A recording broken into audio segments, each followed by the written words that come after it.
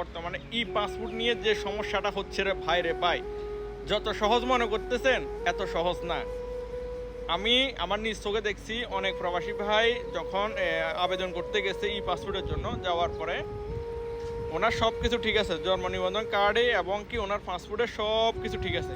ঠিক থেকে কি লাভ? কারণ ওনার পাসপোর্টটা যখন বানাইছে ওটা আইডি কার্ড দিয়ে বানানো হয়েছিল।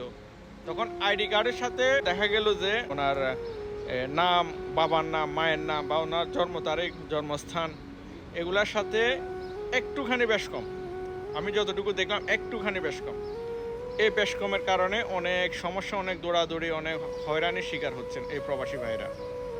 যদি আপনার জন্ম নিবন্ধন কার্ড দিয়ে যদি বানানো হতো তাহলে একদম ইজি হতো। আপনার ইউনিয়ন পরিষদে গিয়ে আপনার পাসপোর্টের একটা কপি নিলে ওই কপি দিয়ে আপনার একটা জন্ম নিবন্ধন কার্ড অনলাইন করে আপনি আনতে পারবেন দিনে দিনে।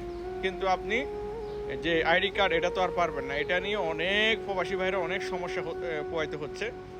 যাই হোক, এটা সমাধানটা হচ্ছে একটাই, আপনারা যদি আইডি কার্ড দিয়ে বানিয়ে থাকেন আইডি কার্ডের সাথে মিল রেখে সংশোধন করার চেষ্টা করবেন। আর যদি জন্ম নিবন্ধন থাকে জন্ম নিবন্ধন কার্ডের সাথে পাসপোর্টের সাথে এটা মিল রেখে সমাধান করার চেষ্টা করুন, তাহলে আপনাদের আর কোনো সমস্যা হবে না। অবশ্যই ভিডিওটা একটা শেয়ার করে দিবেন, নতুন হয়ে থাকলে অবশ্যই ফলো করে রাখবেন।